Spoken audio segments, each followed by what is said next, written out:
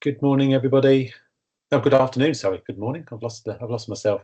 Just going to give the meeting room a few moments to settle down while people join, and then I will start if that's okay.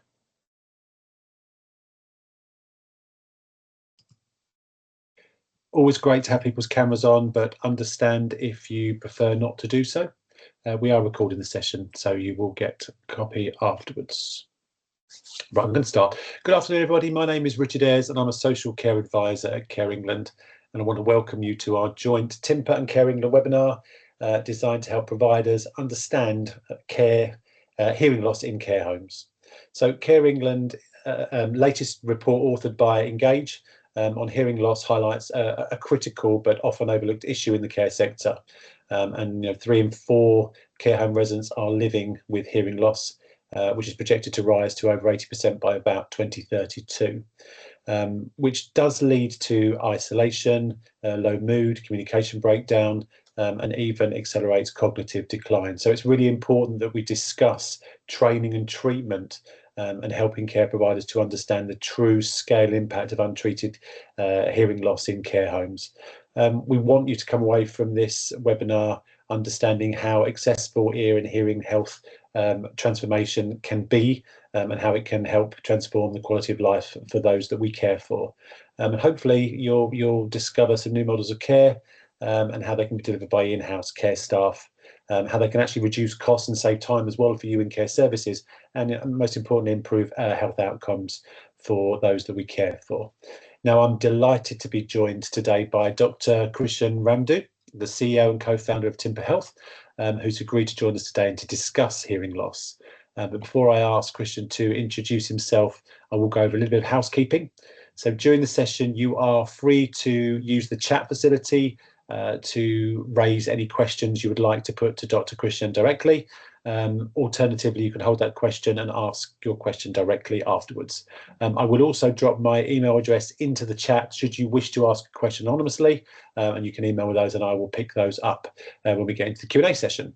So I will ask that you keep yourselves muted during the discussions if possible, please. And I'm going to put a few questions to Dr. Krishan that we've come up with for around sort of 30 minutes, after which we'll facilitate a Q&A session, and that's the point at which you are free to ask Dr. Krishan any questions directly. So we are recording the session, and our intention is, as always, to note any unanswered questions that we can't answer on the call, and we'll send an FAQ out afterwards. Rarely we need to do that because we can usually answer those on the call, but we'll also send you a copy of the recording within sort of 24, 48 hours, depending on the questions that are raised. You'll also get the contact details of Tympa Health should you wish to follow up with them directly. So without further ado, please let me hand you over to Dr. Krishan to introduce himself, and then I shall start asking you some questions, Krishan.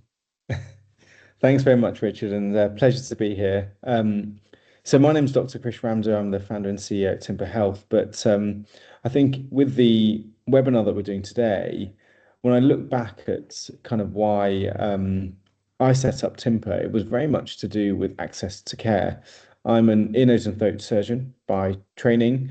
I also stepped out and did a PhD, which is kind of where Tympa Health came from. But if I take it back to the beginning, Richard, before we get into the questions, and I did say to Richard, happy to answer any questions on ear and hearing, because I think one of the things that we want to do is make sure that there's enough education out there, how important it is, and certainly why the care sector, although I think there's awareness of ear and hearing care, but actually if you look at it on the whole in comparison to optical, podiatry, even dentistry, I think ear and hearing care still has a long way to go. And that was one of the things that I had when I was thinking about how can we create an ear and hearing journey that's more accessible to patients, and particularly those in care homes. And I, as a budding ENT surgeon, one of the first bits of research that I did was actually in a care home. And I remember going out to a care home and I thought, well, let me go and screen these individuals within this care home and see what the undiagnosed hearing loss is within those residents. And I remember going to this care home and they had a really smart cinema room. And in the cinema room, all these residents were there. They were seemingly engaged with what was on the screen, But actually, as I ended up doing their hearing check, 50% of those patients actually either had a hearing loss or an undiagnosed hearing loss. They had hearing aids, which maybe the staff didn't know how to change the batteries, and equally a lot of them were had wax. And I thought that was one of the examples of when I thought, well, how can we take care into the community? And we've done that in various guises, but particularly in care. How can we upskill the workforce to be able to deliver more, train them appropriately?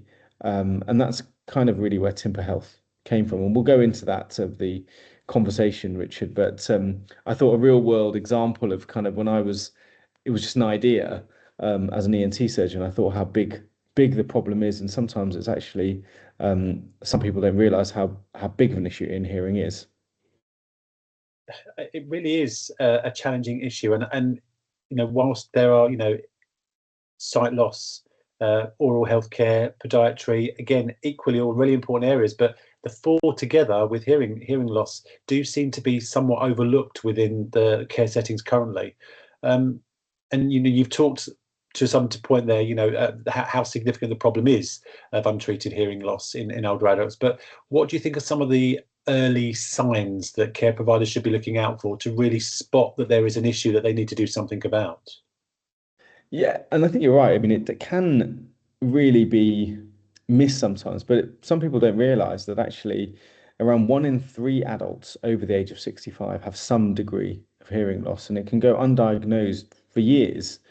And equally, I think in a care setting, hearing loss can sometimes get mistaken for confusion, you know, disengagement with their carer or their families, and just be put down to cognitive decline. And I think one of the things that we really need to think about in the care sectors, what are those early signs? And I think simple practical things, and whether that's the staff or families visiting their relatives, is people withdrawing from conversation, maybe responding inappropriately, things like appearing forgetful or saying, "Can I have the TV really loud?" And one of the other things in some of the work that we've done in care homes is also sometimes showing frustration or fatigue during group activities. Because, being in a care home, you want to engage with these environments, and sometimes those subtle changes can sometimes be linked to hearing difficulties. And I think that's, in the work that Care England have done as well in their reports, just sometimes having care providers who knowing what to look for, it means they can actually intervene a lot earlier.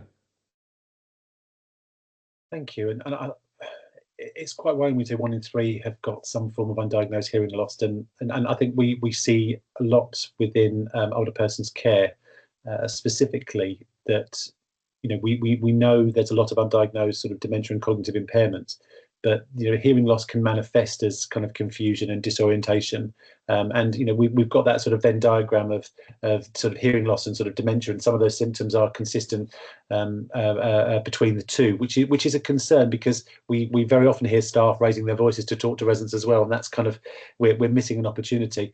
But you've talked about the links between hearing loss and dementia. Can you explain the evidence behind that connection and why it's so important for early intervention?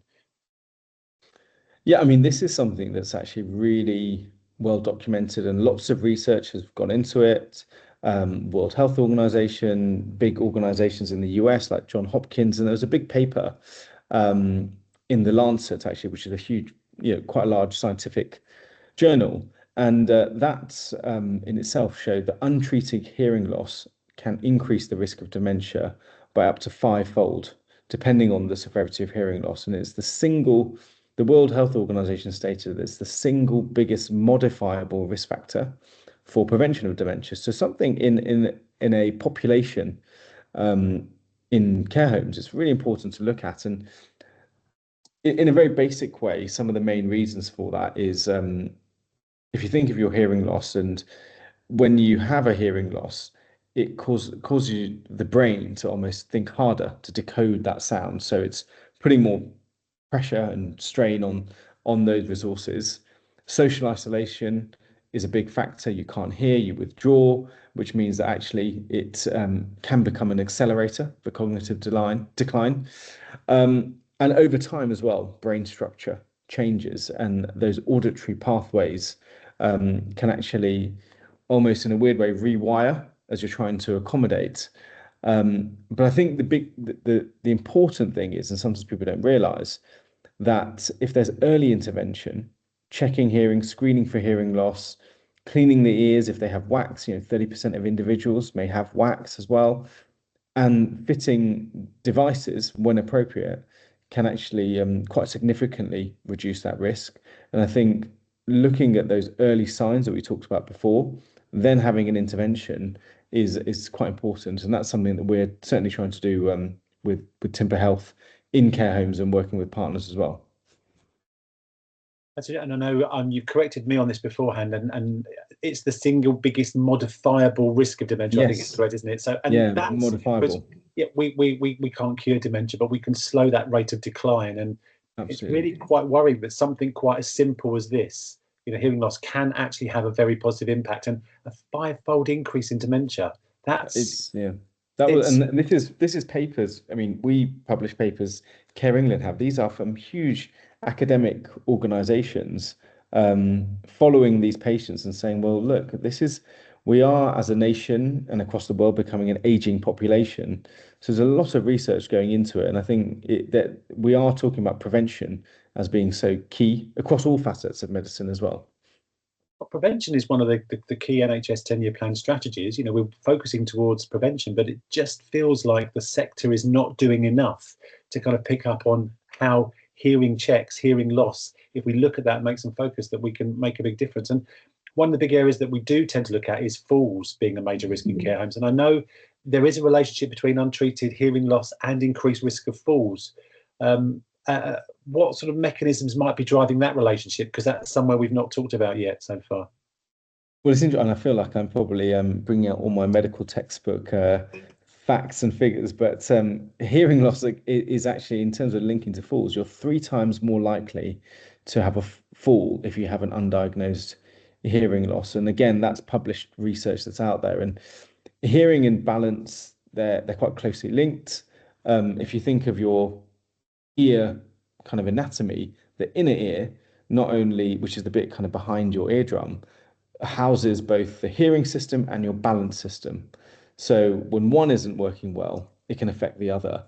And it shows that as you kind of try to look at how I mean, one of the classic examples when I was talking to patients was if you were to walk around with your fingers in your ears, it's almost mimicking that hearing loss, and so it affects your spatial awareness. You hear a sound, you don't move to it quick enough. And I think in a care environment, balance is so key, and has such a big impact on an individual. Again, checking earlier, making sure that actually, is it something really simple? Is it the hearing aid batteries aren't working? How do you change them? Is it that the ears were blocked with wax? And that can affect balance directly. And that extra cognitive effort that you need, like I said in the example of putting your fingers in your ear, means that you're using up other kind of mental resources to maintain your stability in a very basic way. But one of the things that does happen in care homes, which is really good, is they're so hot on falls prevention. And I think sometimes, although we're doing all those things for fall prevention, sometimes hearing is sometimes missed. And I think the education around that is really important. I think the relationship between the two is incredibly important. I mean, 3 times more likely to Yeah. fall. And we know falls cost the NHS around £4.4 billion a year, of which at least 25% is attributed from social care. And we know if someone falls, it leads to deconditioning. It leads to being left in bed. So then pressure and skin integrity issues are. So you start with hearing, you have the fall, but then you've got a whole load of other kind of issues that result from it. And we know falls are the biggest cause of deaths in over 80s. So really dealing with that fall in the first place, dealing with the hearing to combat the fall can have a very significant impact Well, on. absolutely, and I think it's not. I think everything that's being done with fall prevention that has to continue because that's such a broad array. There's so many. It's multifactorial, but what can happen is that one element, the hearing, may not be being ticked as a box. I think I'm a big advocate that when you are looking at falls prevention, and it doesn't mean, and maybe we'll come to this in the discussion, is it doesn't mean that the patient has to leave the care home necessarily to have a hearing check. And I think if they need to have a complex hearing loss, yes, but having that tick box as part of your fall prevention strategy is really, really important. It sounds a bit like an NHS business case to invest in ear health, to be Yeah, honest, to yes. save money and to save lives. I think, within your experience then, so what are the biggest barriers we see preventing kind of hearing issues from being identified and addressed in care environments? I think probably with hearing loss, and this is not just in care environments, but even if you have relatives or family members who you think have a hearing loss, is that hearing loss is invisible. I think if you had a sight problem, you, as an individual, you were like, oh, I can't see, I need to get that sorted out. Or when it's hearing, people sometimes think, well, it's not my problem, it's their problem. If they can't communicate with me, it's the carer's problem or the relative's problem. And yeah, why would I not just put the TV louder? And I think that can sometimes happen. And I think in the care environment particularly, and this is an example of actually a patient that I saw, but sometimes staff can sometimes assume a reduced engagement or delayed responses, let's say, to asking questions, can actually be more of a cognitive issue rather than a sensory issue. And I remember I had a patient when I was a junior doctor, and actually this was in the hospital, but it was a 79-year-old lady who had come in from a care home, and she had an infection. She was treated for the infection, but after being treated for the infection, she was still really disengaged with the ward staff, disengaged with the family. And me being one of the juniors on the ward, I thought, well, let me speak to the family and said, look, for the last year, she's just not been herself. And me being a budding ENT surgeon, I thought, well, let me look in her ear.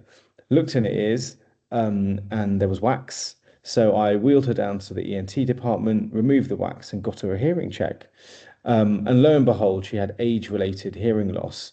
So fitted her with a hearing aid, and got the team to set that up, and then followed her up 6 months later, and she was a different lady. She was planning her 80th birthday, engaged with the family, and for me, that was another light bulb moment. It was only because that care home resident had come into the hospital that we got that, addressed.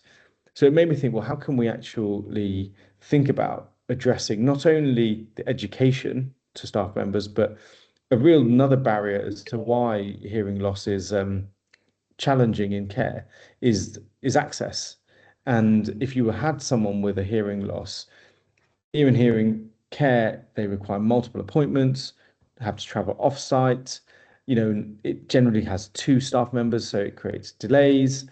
And actually, it can probably, for that whole, which is a weird way to say it, but the undertaking of that event can actually mean that the hearing needs can sometimes get deprioritized because it's a big amount of administration to move that patient to go to specialist services. But I think in that coinciding with the knowledge and maybe confidence amongst care teams is that sometimes some of the care staff don't feel trained, have enough knowledge to check the ears or raise concerns.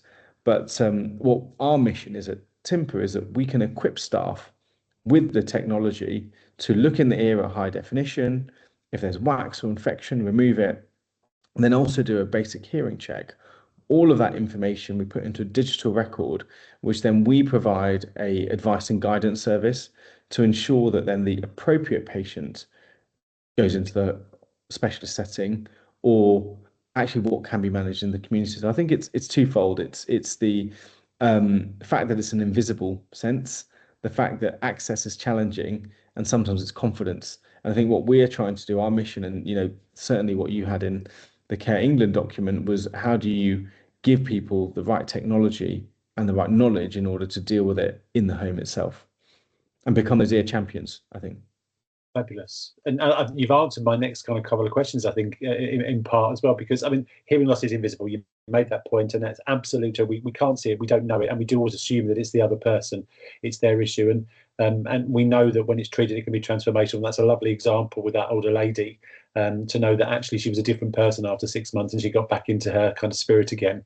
But and you briefly sort of mentioned there the practical steps that care providers can take, but even without that specialist training, how can kind of the care workforce better screen, manage, and support residents with hearing loss then? I think keeping it really simple, I think that if you think about residents, a significant proportion have a hearing aid. But if you just look at that whole group, just routine visual ear checks to see if there is any wax or infection, I think if the resident is able to asking them directly about their hearing difficulties in a supportive way, I think looking for those cues as well of saying they go into the bedroom, the TV is really, really loud. One, have they got their hearing aid in? Two, does the battery need to be changed? Or three, actually, do they have a hearing loss? Um, One of the things which I think is really important, really simple, is just positioning yourself. So looking at eye level to the resident and speaking clearly, not loudly. And I think if you are doing those things, it will help you identify things earlier. And then, a solution like Tympa allows you to have that on-site ear and hearing assessment quickly and safely. And those small practical steps can actually make a big impact on the patient as well. Brilliant. Yeah, so keeping it simple. I kind of like the eye level sort of speaking contact. I mean, we all tend to lip read a Huge little thing, bit huge anyway, thing. don't we? Yeah. Yeah, I can't lip read, but I can if I have to look at people's lips when I'm talking to them because yeah. that's the way I understand and process. And those clear signs of the loud TV and what have you, very, very important. And just keeping it simple. And but when we identify there is an issue and there is a need, can we then integrate those sort of into our normal routines and assessments into routines as well to improve overall kind of like well-being, and safety and cognitive health? How can we implement that into our usual sort of day-to-day practice? Well, I think healthcare is going that way. It's looking at how you can do more within the community. I think even if you look at the 10-year plan, it is about doing more within the community and that left shift. And I think if I break it down, I think into ear and hearing care is integrating routine checks of ear and hearing care. It's really going with that line of prevention rather than reaction. And I think checking for blocked ears, infections, hearing changes early, you can really make a big impact on, as we talked about earlier, the reduction of falls, isolation, and cognitive decline. And I think it has to become something that is routine because it's only then that we will start to see the downstream impact. So residents are going to become more engaged, more independent, more confident. And, we have an aging population. So we want to enhance their experience within the care setting. But staff will also see the benefit. I mean, I'm really acutely aware that, staff are being asked to do more. But I think one of the things that was that we also at Tympa align with, I think what you have suggested at Care England is those ear champions, because then they feel that they're able, and it's not every staff member, but having an ear and hearing champion within your home, and we have that kind of within the homes that we work with, they are then able to cope with some of the challenges and understand the cues, and then the other staff members equally um, look to them to give them more information. And I think implementing it as part of your standard health monitoring, it just is what we all want to do for our relatives, residents, create that more holistic person-centered model of care.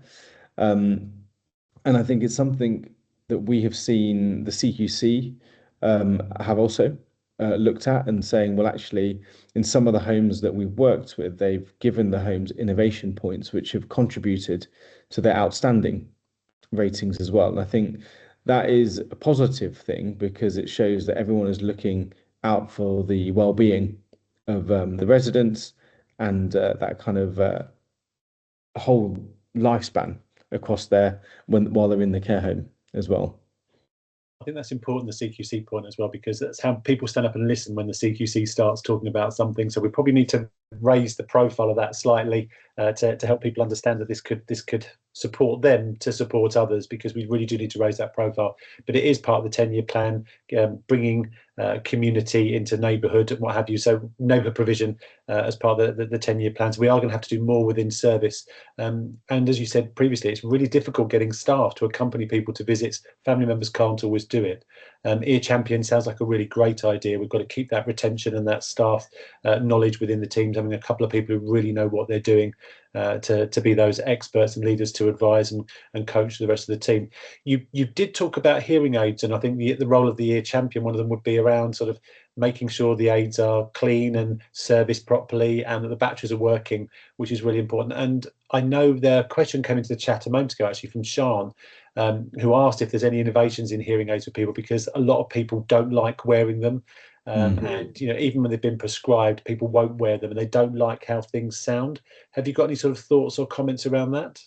Well, I think that's important because there is a lot of advances in technology, and I think it's how do you embrace that? And I think with the hearing aids, certainly, what we do is we identify those that need those complex needs and hearing loss, and we've got partners who can then come in and help support and fit the hearing aids. But I think if you are noticing residents that are not engaging with the use of their hearing aids and perhaps that it isn't calibrated correctly, perhaps there are things that can be done to make sure that the settings are correct for them. So there is technology that's out there.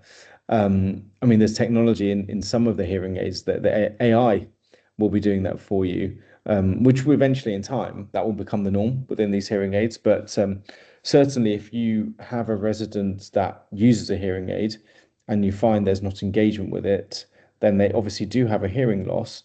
And it's where certainly we can at Tympa, but if you have a partner that can come in, they can also help support you in making sure that hearing aid is fitted correctly for the resident. Fitted correctly, the correct settings, making sure there's no sort of wax build up to try and make the sound better. Okay, but again, probably like with glasses, you put the glass on for the first time, you have to kind of persist with these things as well to get the benefit.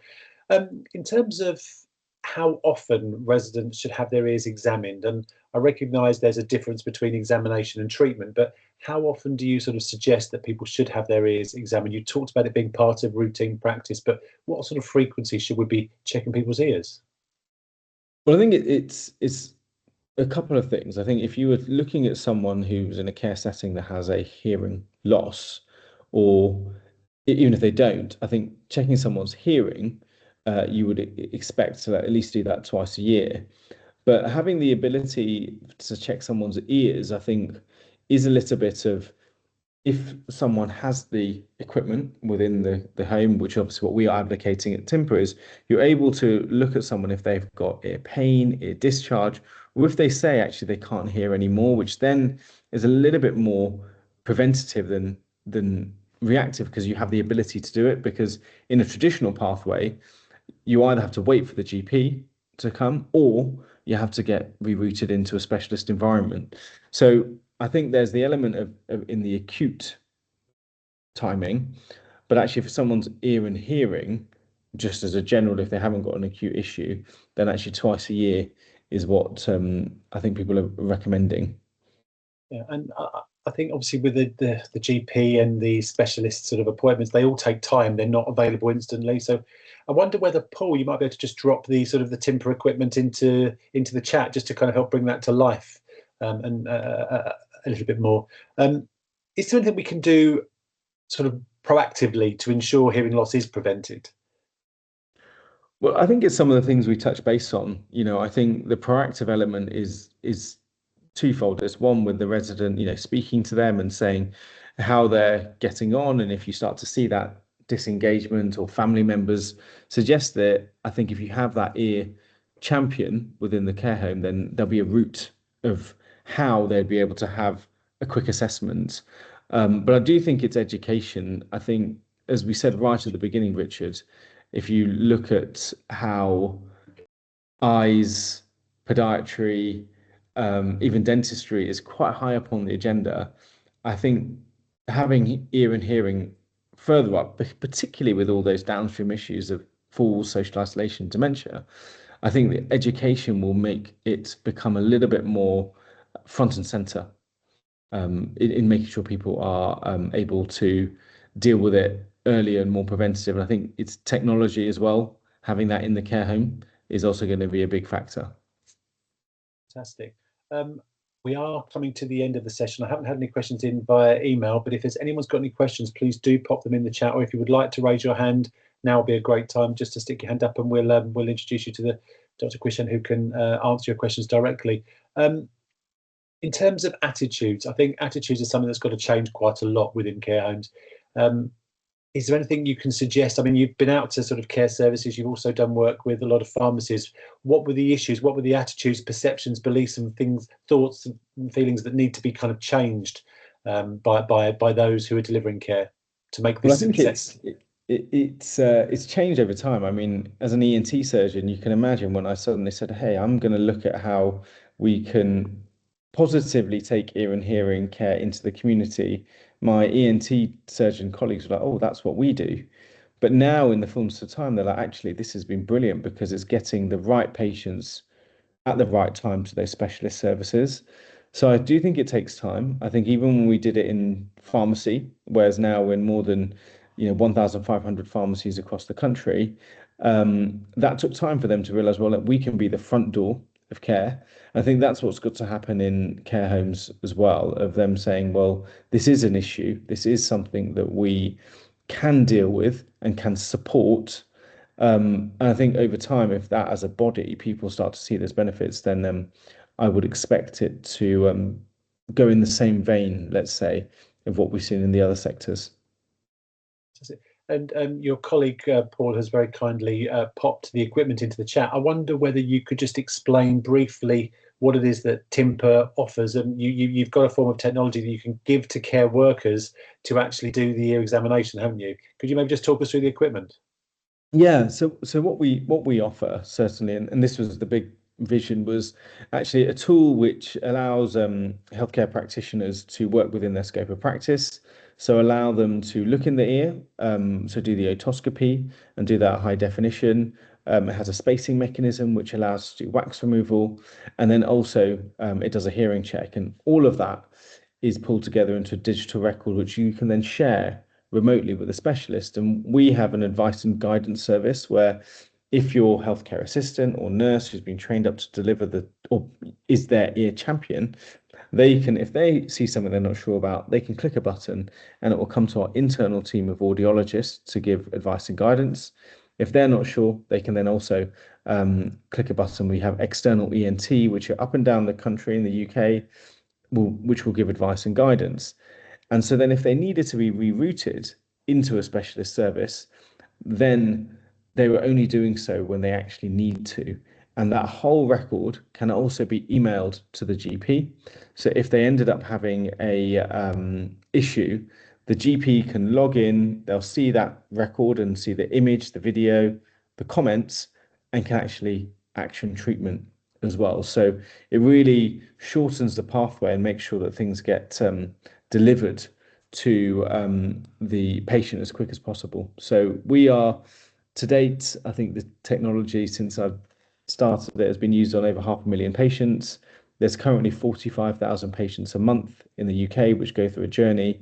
And certainly in care homes, we're starting to get some really great case studies as well. I think in the chat, Paul, you can probably put just the website and even there's a small care brochure which has lots of facts and figures, which we are happy for people to share.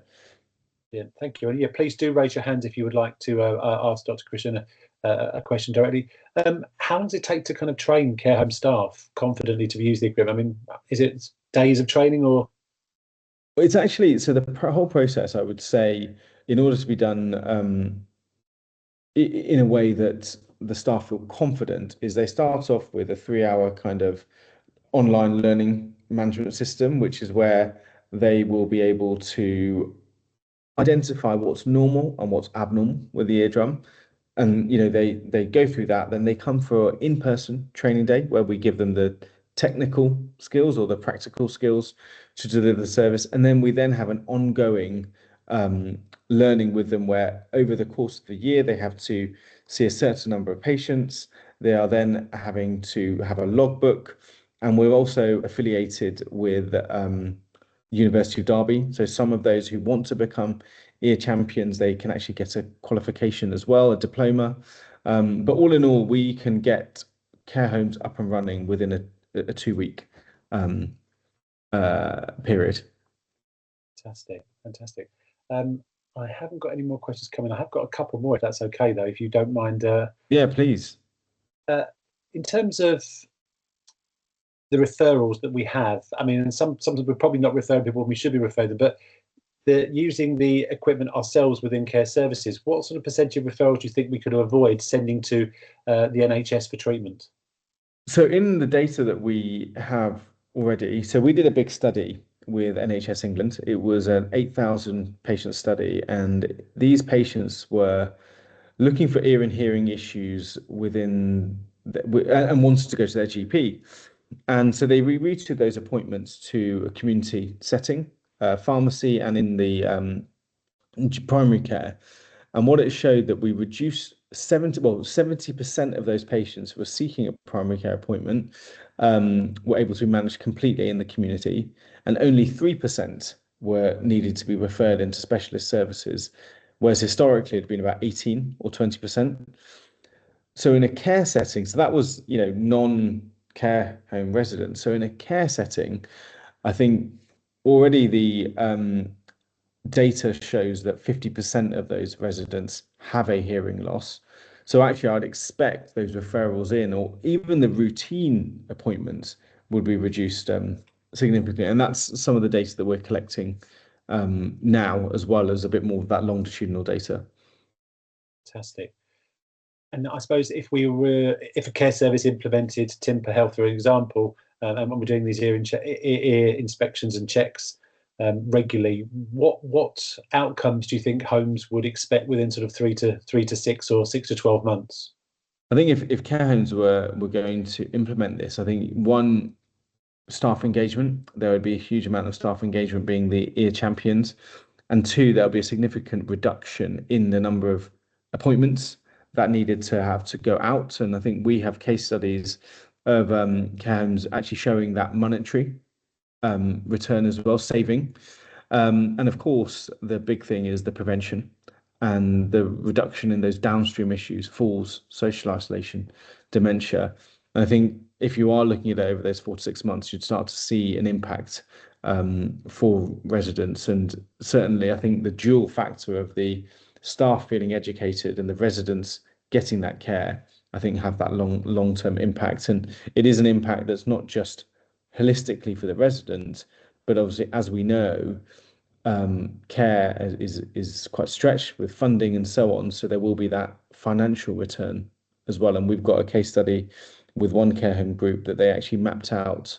It was almost £200 they were saving per resident. That was just preventing them from going into care homes, into the specialist environment. Yeah, fantastic. I mean, and it's a bit of a win-win for everybody. No one loses. It's providing better care, so the residents benefit from it, the NHS benefits from it, and the care provider benefits from it as well. So no one loses as a result of Exactly. this, which is, when it's a win-win-win, it's a bit of a no-brainer. Just the last question for me really is that in terms of ear infections, we hear quite a lot of people get ear infections, and ear pain is one of the worst pains because it can be absolutely crippling when you have it. Would regular ear checks, could that help prevent some of those ear infections? Absolutely. I mean, I just look at the tool that we have, but any tool that you use to look in the ear, that can identify an infection, and the training that we provide allows you to identify in infections. And certainly with the Tympa, when you look in the ear, we have AI built into it, so it will identify that there's an infection. And then the other thing that we have is we're able to point you towards something which is a kind of, it's called a patient group directive, which means that if the care home provider, the practitioner sees it as an infection, they can put that link, so then the GP can see that actually this is an infection. So the GP can remotely provide the prescription, so that then that resident can get treated without having to go and see the GP. So it's a really big shortened pathway, because the GPs are busy when they go and see and they do their rounds around the care home. There's some really complex patients, and not that the ear infection isn't acutely an issue, but actually, if they have in their practice logged in, seen the video and said, yes, that is an infection. These are the drops that they need. Then actually the resident can get treated without necessarily the first line of treatment, without the GP having to see them, and then they can go on to see a more complex patient. Yeah, So and it's get them certainly on the, something that can be helped. definitely get them on the MDT earlier. Yes. Vicky's put a note in the chat. There is a one care home that you've worked with, haven't made a single referral to Yes. ENT since going live last Christmas. I mean, fantastic. And that's what we're about, providing sort of better quality care, making sure the residents. Look, that's been incredibly helpful. Does anyone else have any questions? If so, please do pop your hand up now. Otherwise, I will draw the event to a close.